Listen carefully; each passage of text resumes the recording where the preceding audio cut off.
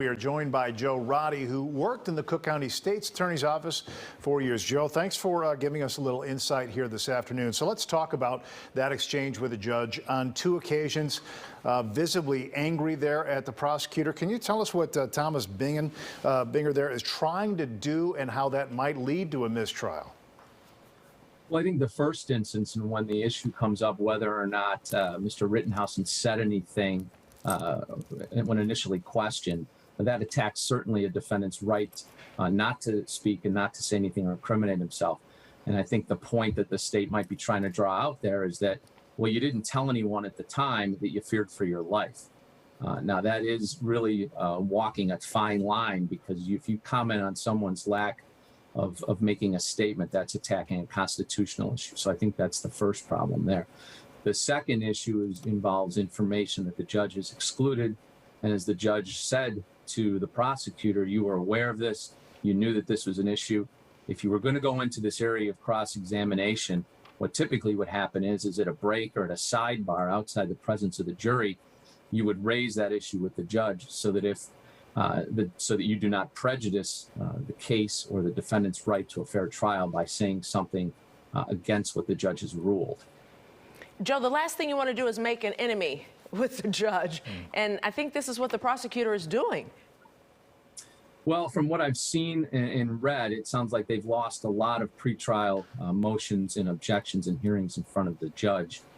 So they might feel that they've already been beaten up enough by the judge. They're going to try to do whatever they can to get their case in front of this jury and do what they can at that point in time. There's a fine line, again, sometimes between being a zealous advocate on behalf of the people as a prosecutor and crossing a line and violating a court's order. On the other side of the courtroom, do you think the defense is doing a good job of establishing a self-defense argument here? Well, I think certainly, most people say, boy, we were really shocked that a defendant is taking the stand. In a self-defense case, that happens quite often, if not almost every time, because you want the jury to hear your client's subjective views and what went through his head at the time when he fired those fatal shots. And I think the defense did that.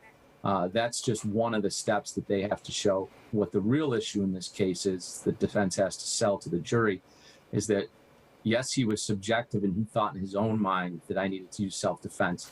But really the issue is that it was reasonable and that a reasonable person in that position would have done the same thing.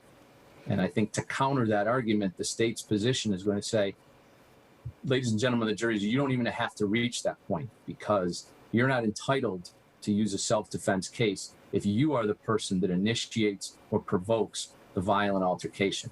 And I think that's where the state will be going in their cross-examination and closing arguments, that Kyle Rittenhouse brought an AR-15 out to the sites and he initiated those violent interactions that sadly resulted in the deaths of 2 and the injury to 1. Let's talk a little bit about his behavior on the stand. During direct examination, he was, broke down. We saw that, broke down easily, took a break. Then during cross-examination, he starts seeming a little rehearsed, would you say? What is the effect of that on the jury? Well, I think under direct examination, he broke down because he was reliving what happened, and I'm sure it was a traumatic experience for him anytime that anyone's life is lost.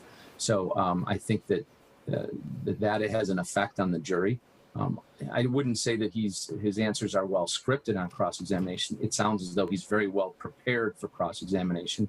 Numerous times you heard his responses being that, I only did this because I was trying to stop from being attacked. Really? You don't see where he was rehearsed or using legal jargon that he normally wouldn't use?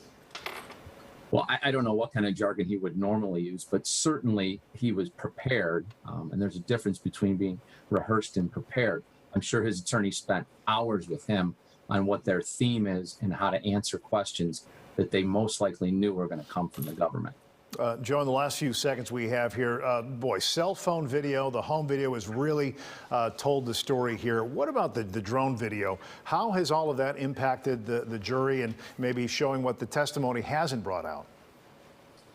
Well, I know that there was an issue, I understand, at the end of the day on the drone video and whether or not it's an actual replica of what happened or certain things were enhanced. I think the government is trying to use every mechanism they have through eyewitness testimony, cell phone video, drone testimony to really set the scene. and to show the chaos that was involved here and the actions that they believe amounted to murder.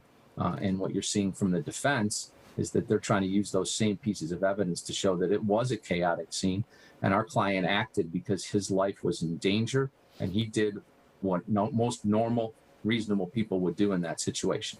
Joe Roddy, thank you so much. Be safe, be well. Thank you for having me. We'll have much of today's testimony live from Kenosha coming up at 6. You can find more online at WGNTV.com. All right, right now I want to talk weather, rain.